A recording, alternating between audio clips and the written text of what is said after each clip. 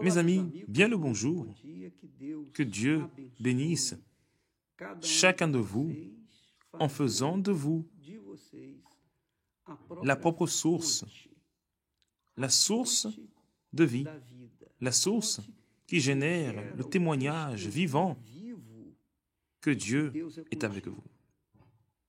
Que vous veniez à exalter son parfum, que vous veniez à transmettre la paix à ceux qui vous entourent, à transmettre la foi, à transmettre la joie.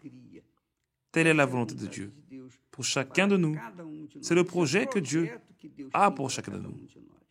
Maintenant, j'aimerais que vous réfléchissiez avec moi,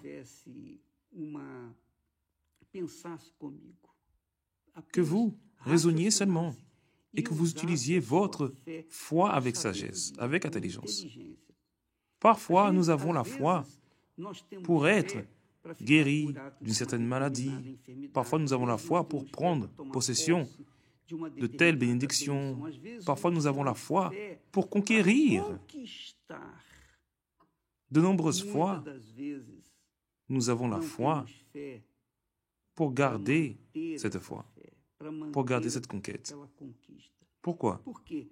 Parce que nous sommes habitués à utiliser la foi pour les choses immédiates.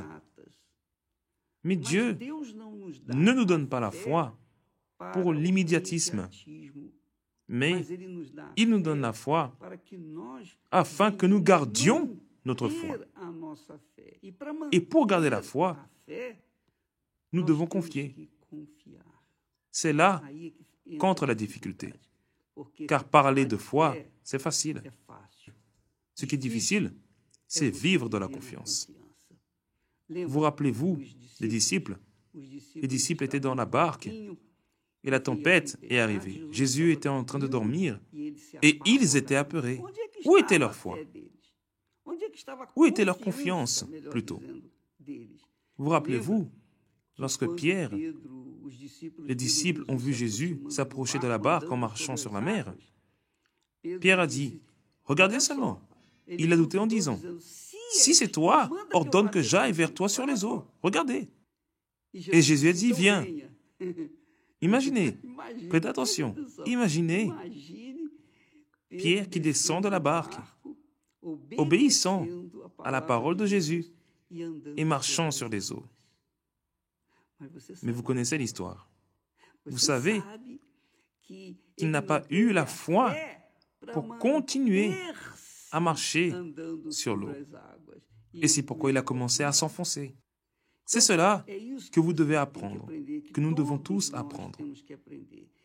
Apprendre à confier en Dieu, à confier.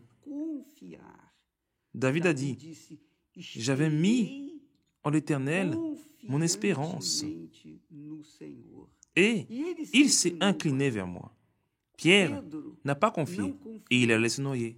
Jésus a dû lui tendre la main pour l'aider, le sauver.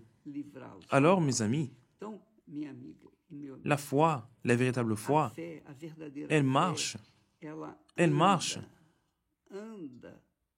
avec la confiance. Parce que c'est ce que Jésus a fait. Il marchait toujours dans la foi, mais confiant.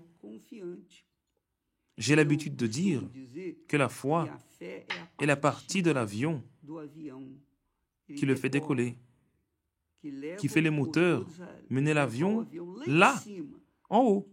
Mais là en haut, il commence à fonctionner en mode pilote automatique, qui est la confiance. Alors vous devez apprendre à utiliser votre foi avec sagesse. Vous pouvez conquérir ce que vous voulez, mais si vous ne confiez pas, si vous ne continuez pas à confier en Dieu, alors ces conquêtes peuvent se perdre. Et vous pouvez vous enfoncer. C'est le cas de Pierre. Que cela puisse servir d'alerte à ceux qui sont en train de débuter dans la foi, qui enlacent la foi et qui pensent « Ah, maintenant j'ai le pouvoir de la foi, alors j'ai le pouvoir de Dieu et je peux toutes choses. » Vous pouvez, oui, mais n'oubliez pas de confier. Car la confiance est une dépendance de Dieu. La foi, vous avez la foi en la parole de Dieu. Viens, a dit Jésus à Pierre. Il y allait, mais il n'a pas confié et il a commencé à s'enfoncer. Et c'est ce qui se passe avec beaucoup de personnes. Profitez de cela, mes amis, afin que vous ne soyez pas frustrés par votre foi. Que Dieu soit avec vous, au nom du Seigneur Jésus. Amen.